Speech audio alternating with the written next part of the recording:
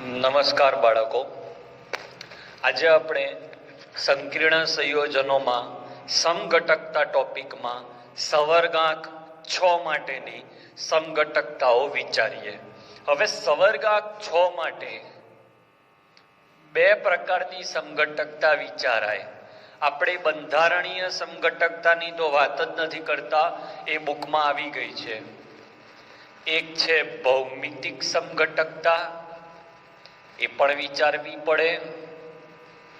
Okay, અને બીજી છે પ્રકાશીય સમઘટકતા.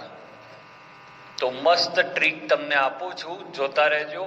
સૌથી વધારે ઉપયોગી ટોપિક છે સમઘટકતા.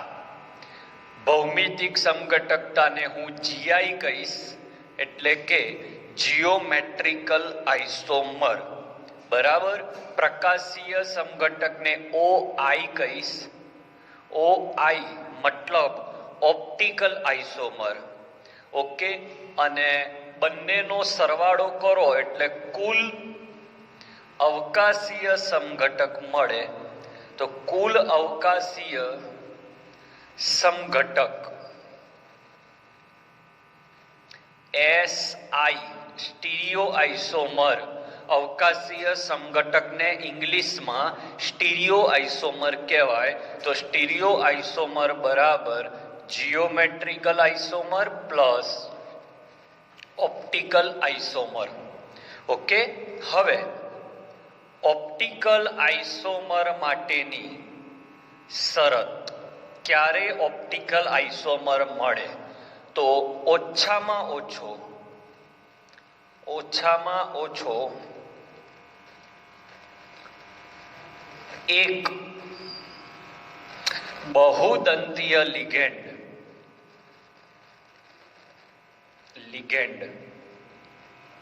હોવો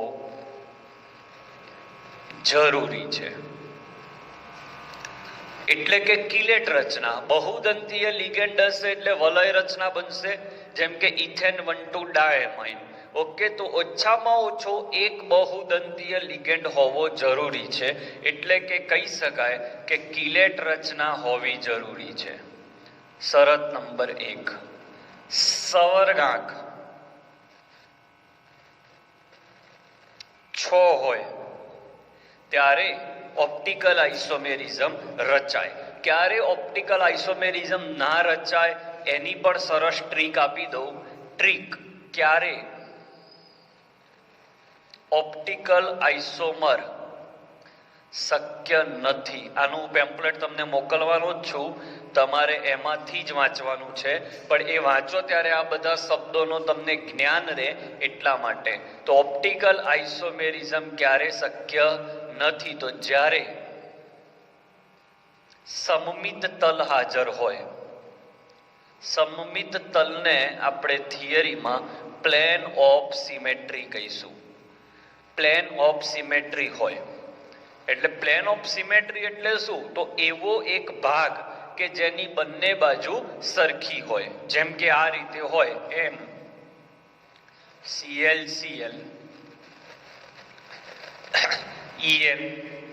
EN. તો અહીંયા કિલેટ રચના પણ છે, સવર્ગાંક 6 પણ છે, પણ આ તમારું સમમિત તલ થઈ ગયું. સમમિત તલ એટલે આ ભાગ અને આ ભાગ સરખા થઈ ગયા. જો બે ભાગ સરખા થઈ ગયા એટલે પ્લેન ઓફ સિમેટ્રી હાજર હોય એટલે ઓપ્ટિકલ આઇસોમર મળે નહીં. ક્યારે ઓપ્ટિકલ આઇસોમર ન મળે એની વાત છે. પછી જોડીની અંદર એ પ્રકાર ની એક જોડ હોય એટલે એકનો એક લિગેન્ડ બે વાર એ પ્રકારની એક જોડ હોય, અથવા AB પ્રકારની બે જોડ હોય. આ રીતે AB પ્રકારની બે જોડ હોય તો પ્રકાશ સમઘટક શક્ય નથી. અત્યારે ખબર નહીં પડે, પણ અમે ખાલી તમારી માટે ટ્રીક લખી રાખી કે ક્યારે સમઘટક શક્ય છે, કયા ઓઆઈ અને ક્યારે ઓઆઈ શક્ય નથી. હવે એક એક કરીને આપણે શીખીએ. તમારા માઇન્ડમાં કમ્પ્લીટલી હું ઉતારી દઈશ. આ વિડીયોની અંદર આપણે ખાલી આ જ પોઈન્ટ શીખવાનો છે કે એસઆઈ કેવી રીતે ગણવા. પછી હજી એક લેક્ચર સમઘટકતા પર લઈશ એટલે તમારું માઇન્ડ એકદમ ક્લિયર થઈ જશે. પછી એક લેક્ચર વીબીટી પર જશે, જ્હોન ટેલર અને વીબીટી, એટલે તમારું ચેપ્ટર નંબર 9 જે સૌથી ટફ છે એ આપણે પૂરું કરીશું. સ્ક્રીનશોટ રાખવો હોય તો રાખો, બાકી પેમ્પલેટમાં બધું છે જ. ઓકે, તો જોઈએ એક પછી એક.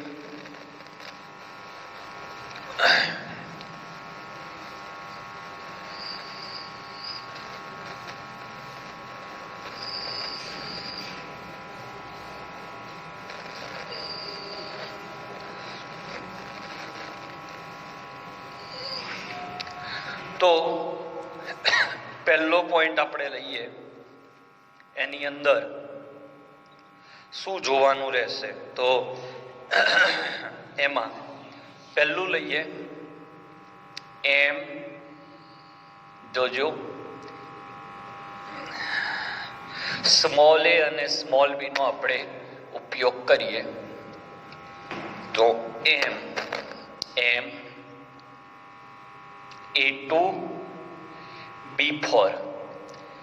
ઓકે, જ્યાં A અને B એક દંતીય લિગેન્ડ છે, તો અને M એ ધાતુ આયન છે, તો 2 4 ની જોડી છે, 2 અને 4. તો આ કયા સમઘટક બનાવે? તો આની ટ્રીક પણ શીખવાડી દઉં છું. તો અહીંયા સમજી લો કે A લખ્યો અને અહીંયા B લખ્યા, તો 2 A એક જ તરફ આયા એટલે આને આપણે સીસ સમઘટક કહીશું. ઓકે, બીજું આપણે વાત કરીએ આની આ જ.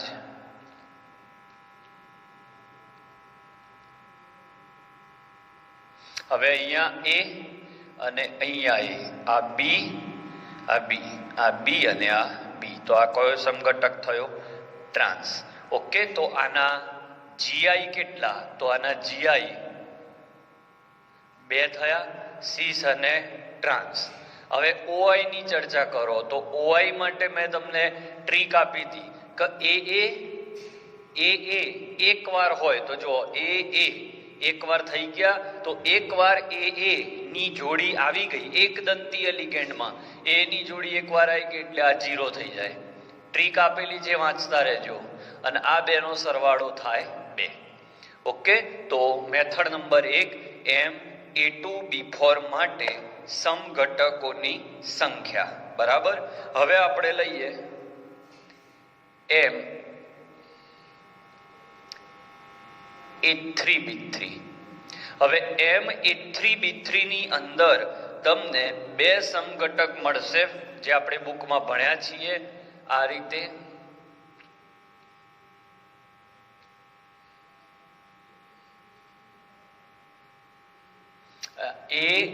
A અને A. અહીંયા B અને B લઈએ તો આ એક તરફ થયો એટલે આને ફેસિયલ કહેવાય. ઓકે, અને એમ આ રીતે A અને A એક જ સમતલમાં અને B અને B અલગ. તો આ રીતે એક જ સમતલમાં 3 લિગેન્ડ આવે તો આને મેરેડિયોનલ કહેવાય. મેરેડિયોનલ. તો ફેસિયલ અને મેરેડિયોનલ. ઓકે, તો અહીંયા આવશે ફેસિયલ અને મેરેડિયોનલ. હવે વાત એ છે કે અહીંયા જે સમઘટક છે એ GI કહેવાય. GI એટલે ભૌમિતિક સમઘટક. શું આમાં ઓપ્ટિકલ આઇસોમેરિઝમ શક્ય છે? તો જોઈ લેવાનું. મેં તમને કહ્યું હતું એ સવર્ગાંક 6 હોવો જોઈએ છે. હવે કિલેટ રચના હોવી જોઈએ તો કિલેટ રચના નથી એટલે છેદ ઉડી જ ગયો. પણ જો તમને એ પ્રકારની જોડી, તો અહીંયા જુઓ તમે એ પ્રકારની જોડી થઈ જાય છે. તો એ પ્રકારની જોડી હોય તો એની અંદર ઓપ્ટિકલ આઇસોમેરિઝમ ના હોય. અહીંયા ઓપ્ટિકલ GI 2, ઓપ્ટિકલ 0 અને કુલ થાય આ બેનો સરવાળો. આ રીતે. તો આ થયો તમારો બીજો પ્રકાર. હવે આપણે લઈએ છીએ A2 B2 અને C2 એમાં GI ની સંઘટકતા કેટલી A2 B2 અને C2 ચલો બધું અંદર મેં છેલ્લા પેજ ઉપર લખેલું છે એનો ઉપયોગ કરવાનો છે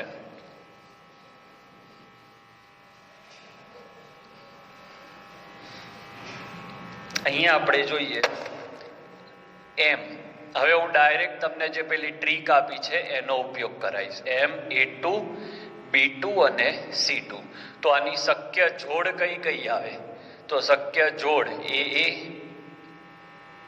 BB અને CC જોડ નંબર 1 પછી AB AB અને CC જોડ નંબર 2 પછી AB AC અને BC જોડ નંબર 3 પછી AC AC અને BB જોડ નંબર 4 બરાબર હવે AA અહીંયા આવશે AA એમની એમ BC BC ની જોડ બનાવીએ તો BC અને BC આ સિવાય અન્ય કોઈ જોડ શક્ય નથી તો GI ની સંખ્યા 5 થઈ 1 2 3 4 અને 5 હવે OI ગણતા શીખવાડું તો OI માં મેં શું નિયમ કીધો છે જેમાં AA એક વાર હોય ઓછામાં ઓછો એક વાર તો એમાં OI શક્ય નથી તો આમાં AA છે એટલે આમાં શક્ય નથી આમાં AA છે તો આમાં શક્ય નથી હવે AB બે વાર હોય તો જુઓ AB બે વાર AB AC અને BC એને મૂકી રાખો AC બે વાર એટલે એકની એક જોડ બે વાર હોય તો પણ ઓપ્ટિકલ આઇસોમર શક્ય નથી સરળ લખાય ને એકનો એક કૌંસ સેમ કૌંસ એક વાર હોય અથવા જુદો જુદો કૌંસ આ રીતે AC બે વાર AB બે વાર હવે અહીંયા જુઓ AB એક વાર AC એક વાર અને BC એક વાર તો ત્રણે ત્રણ એક જ વાર હોય તો આમાં ઓપ્ટિકલ આઇસોમર શક્ય છે કયા તો D અને L ડેક્સ્ટ્રો અને લીઓ તો ઓપ્ટિકલ આઇસોમર આમાં 2 એટલે સ્ટીરિયો આઇસોમરની સંખ્યા 5 ને 2 7 ફરીથી જેમાં મેં તમને હમણાં જ લખાવ્યું જેમાં AA કૌંસ AA એક વાર હોય અથવા AB અથવા સરખા AC બે વાર હોય તો એમાં ઓપ્ટિકલ આઇસોમર શક્ય નથી તો કુલ શક્યતાઓ ટોટલ તમારી સામે અત્યારે આવી ગઈ છે 7 ઓકે ચલો હવે આપણે જોઈએ M A3 B2 અને C તો આમાં ભૌમિતિક સમઘટકોની સંખ્યા કેટલી તો જોડ બનાવો તો AA પછી AB અને BC પછી AA AC BB હવે એ બે બી છે એ આપણે ભાગ પાડી દઈએ AB અને AC તો તમારી સામે 3 શક્યતાઓ થઈ એટલે GI ની સંખ્યા 3 હવે આપણે OI નો વિચાર કરીએ ઓપ્ટિકલ આઇસોમર તો ઓપ્ટિકલ આઇસોમરમાં એક જ પ્રકારનું કહું જો AA આવી ગયો એટલે આમાં શક્ય નથી AA આવી ગયો શક્ય નથી AB બે વાર શક્ય નથી તો અહીંયા તમારે SI ની સંખ્યા આવશે 3 બરાબર તો આ રીતે આપણે વિચારીએ છીએ ચલો બધું અંદર છે જ આગળ વધીએ આવું ક્યારે જોવાનું કૌંસ વાળું જ્યારે બધા એક દંતીય લિગેન્ડ હોય ત્યારે દોર્યા વગર GI શોધવાની રીત હવે તમારી જોડે M A3 B2C થઈ ગયો M A3 BCD M BCD આના માટે તો આમાં જોડ બનાવો કઈ કઈ જોડ આવશે AA AB CD AA AC BD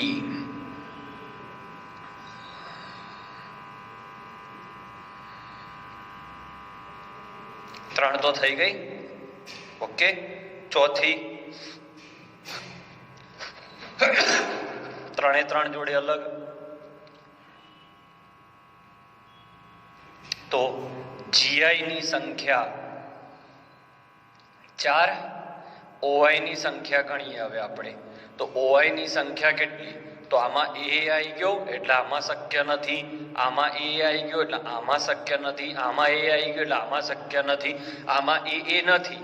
પણ એકનો એક કૌંસ બે વાર તો નથી ને, એ પણ જોવાનું. તો એ બી, એસી અને એડી ત્રણે ત્રણ અલગ છે એટલે આમાં શક્ય છે એટલે 2, ડી અને એલ તો અહીંયા 2, તો ટોટલ 6.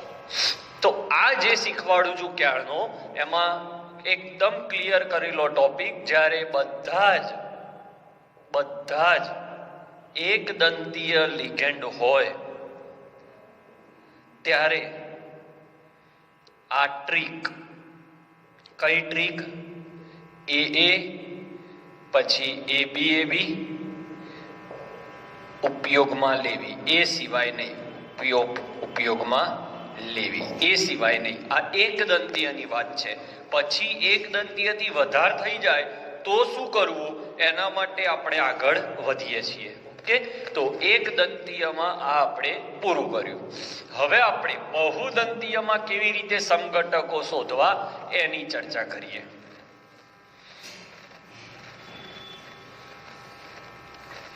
ચલો, બહુદંતીયમાં ચાલુ કરીએ. એમાં પહેલું છે તમારે MAA3.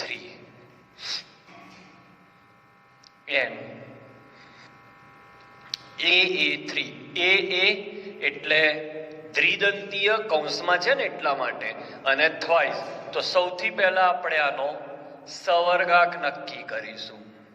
તો સવર્ગાંક એ દ્વિદંતીય લિગેન્ડ છે. મારા પેમ્પલેટમાં મેં ચોખવટ કરી છે. દ્વિદંતીય લિગેન્ડ 3 વાર એટલે સવર્ગાંક થશે 6. એ દ્વિદંતીય લિગેન્ડ છે. ઓકે, એટલે કિલેટ રચના પણ છે. અને કિલેટ રચના હોય એટલે પ્રકાશ સમઘટક ઉદ્ભવે 100%. ઓકે, એટલે OI શક્ય છે. GI શક્ય છે કે નહીં? તો GI શક્ય નથી. કેમ? કારણ કે બધા જ દાતા પરમાણુ સમાન છે. સમજાવું છું. સમાન હોવાથી સીસ અને ટ્રાન્સ ના ઉદ્ભવે.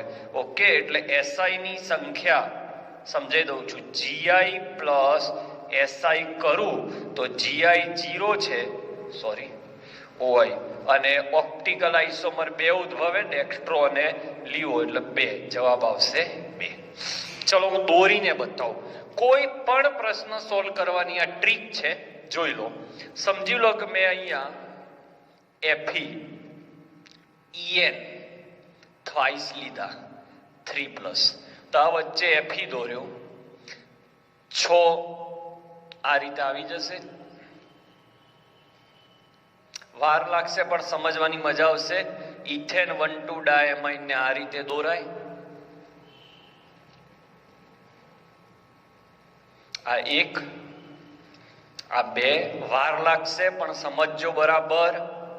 ક્યાંય કોઈ ચોપડીમાં મેથડો આપેલી નથી.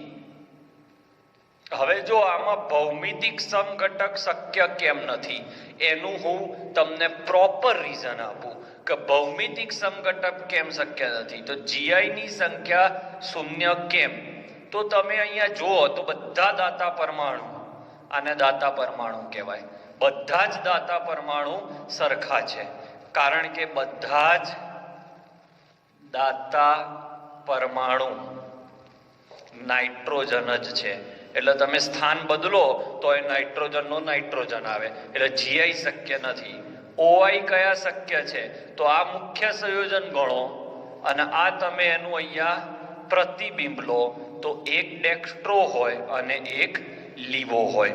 એટલે SI ની સંખ્યા 0 + 2 આવે. Okay, clear? એકદમ મસ્ત કોન્સેપ્ટ. કેવી રીતે આના સમઘટક નક્કી કર્યા? આમાંથી 10 MCQ નીકળી શકે. બધા જ MCQ તમારી સામે લાવી દીધા. બરાબર? ક્લિયર? હવે આમાં એક નાણકનો ચેન્જ કરું એટલે આખો જવાબ તમારો બદલાઈ જશે. જોતા રહેજો. લખી લો, આ ટ્રીક લઈ લો, લખી નાખો. અંદર નથી, પેમ્પલેટમાં, ચોપડામાં દોરી દેજો. હવે આપણે આગળ વધીએ.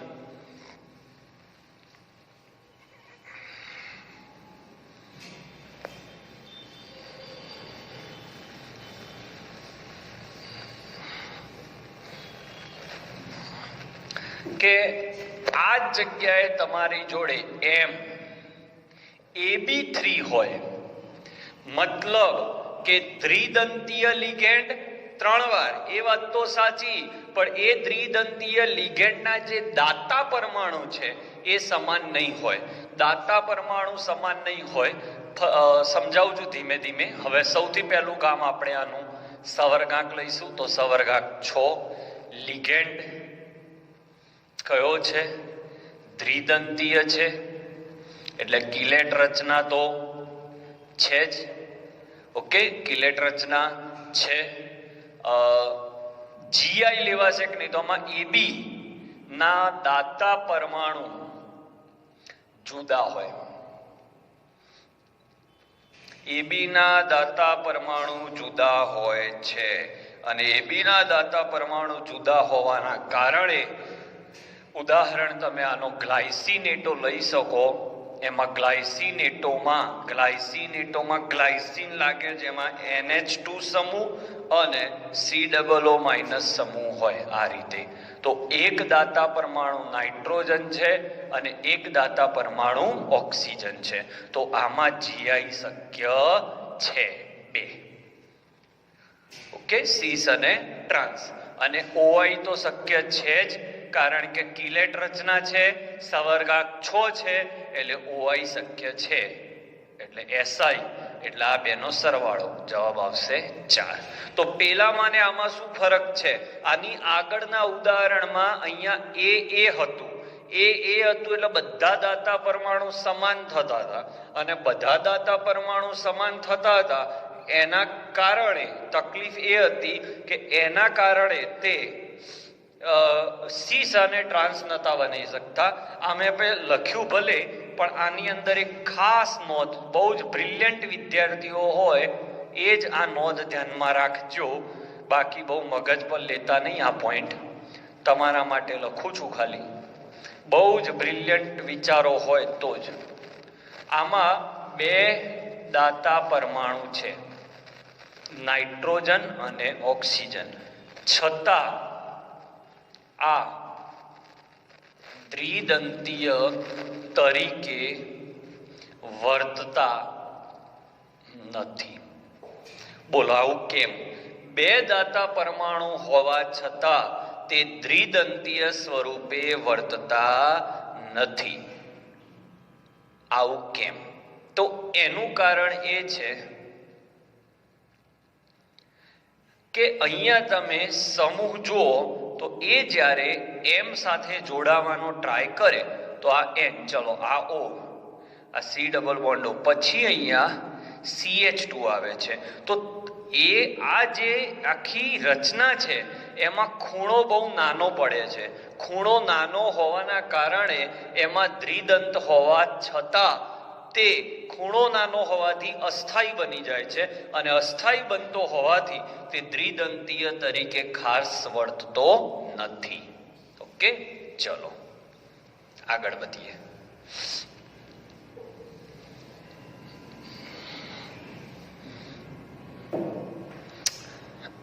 હવે AB3 પૂરો થઈ ગયો. હવે આપણે લઈએ AA2 અને B2. આ બહુ કામમાં આવશે તમારા. બહુ જ હવે બુકનું ચાલુ થયું મિત્રો. આ તમને આવડશે 100%. અને સારા લેક્ચરો હોય જેમાં કન્ટેન્ટ બહુ વધારે હોય એમાં તમને કંટાળો 100% આવે, કારણ કે મગજ દોડાવવાનું હોય.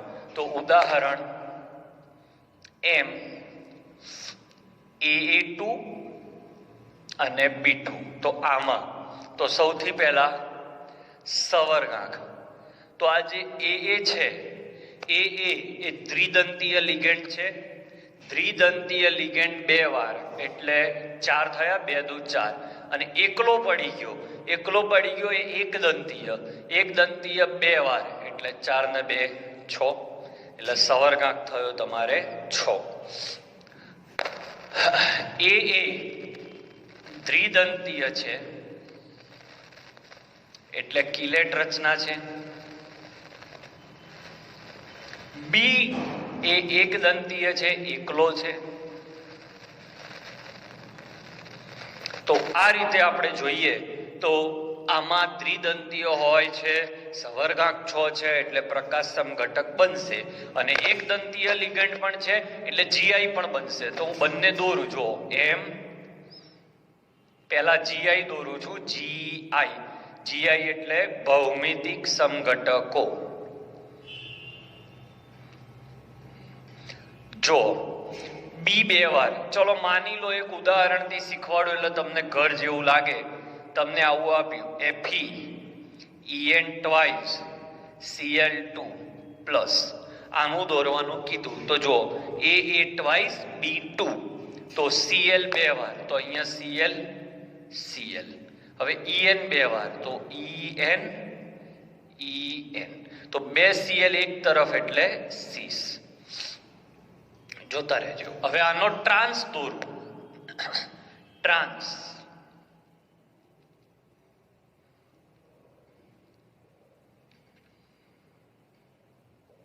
તો ટ્રાન્સ દોરું એટલે Cl આમ જતા રહે, અહીંયા En અને En. તો આ થયો તમારો ટ્રાન્સ. ચલો ભૌમિતિક સમઘટક કેટલા, તો એ તો મળી ગયું. ભૌમિતિક સમઘટકોની સંખ્યા 2. હવે પ્રકાશીય સમઘટકની સંખ્યા કેટલી, તો સીસ સમઘટકનું પ્રતિબિંબ તમને મળે. એટલે આનું પ્રતિબિંબ તમને કંઈક આવી રીતનું મળે.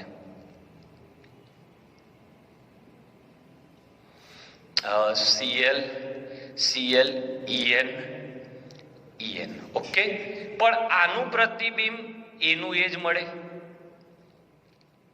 એટલે મોસ્ટ આઈએમપી વાક્ય કે જે ટ્રાન્સ સમઘટક છે, જો બહુ જોરદાર કોન્સેપ્ટો શીખવાડું છું. ટ્રાન્સ સમઘટકમાં ઓપ્ટિકલ આઇસોમર શક્ય નથી. ઓપ્ટિકલ આઇસોમર ટ્રાન્સના શક્ય નથી. એનું બીજું કારણ છે કે આમાં પ્લેન ઓફ સિમેટ્રી છે. જો પ્લેન ઓફ સિમેટ્રી, તમે અહીંયાથી એક લાઈન દોરો તો એ લાઈનની આ ભાગ અને આ ભાગ સરખો છે, અને ઉપર નીચેનો ભાગ પણ સરખો છે. એટલે સરખા ભાગ પડતા હોય એટલે પ્લેન ઓફ સિમેટ્રી છે. પ્લેન ઓફ સિમેટ્રી છે એટલે પ્રકાશનું તડ પરિભ્રમણ કરી શકે નહીં. એટલે OI આમાં શક્ય નથી, પણ આમાં છે. એટલે આમાં OI કેટલા મળ્યા, તો D અને L. તો જોજો ઓપ્ટિકલ આઇસોમરની સંખ્યા 2. હવે કોઈ એમ કે સ્ટીરિયો આઇસોમરની સંખ્યા કેટલી, જોરદાર કોન્સેપ્ટ. તો સ્ટીરિયો આઇસોમરની સંખ્યા ઓપ્ટિકલ 2 GI ના 2 અને ઓપ્ટિકલ નો 1 બરાબર 3. અમુક કે કેમ હારું 2 + 2 4 નહીં, પણ આમાં જે D અને L છે એમાંથી એક તો આ જ છે, આ પોતે છે, એટલે એક જ ઉમેરવાનો રહ્યો. એટલે કુલ સમઘટકો 1 2 અને 3. ઓપ્ટિકલ પૂછે તો 2, GI પૂછે તો 2, પણ એમાંથી એક એવો છે જે બંનેમાં કોમન છે. જો GI માં આ કોમન, OI માં આ કોમન, તો બંનેમાં એક કોમન છે. એટલે કુલ સમઘટકની સંખ્યા 3. અહીંયા ભૂલ ના થાય, ધ્યાન રાખજો. જોરદાર કોન્સેપ્ટ. ક્લિયર? આમાં પ્લેન ઓફ સિમેટ્રી નથી એટલે આમાં શક્ય છે. ક્લિયર? તો ડ્રો કરી લેજો. અંદર આટલું બધું ક્લિયર ડિટેલમાં આપેલું આપણે નથી, એટલે ચર્ચા કરવી જરૂરી છે. તો વધુ ટોપિક આપણે આવતા લેક્ચરમાં આગળ વધીશું, સમઘટકતા વિથ MCQ.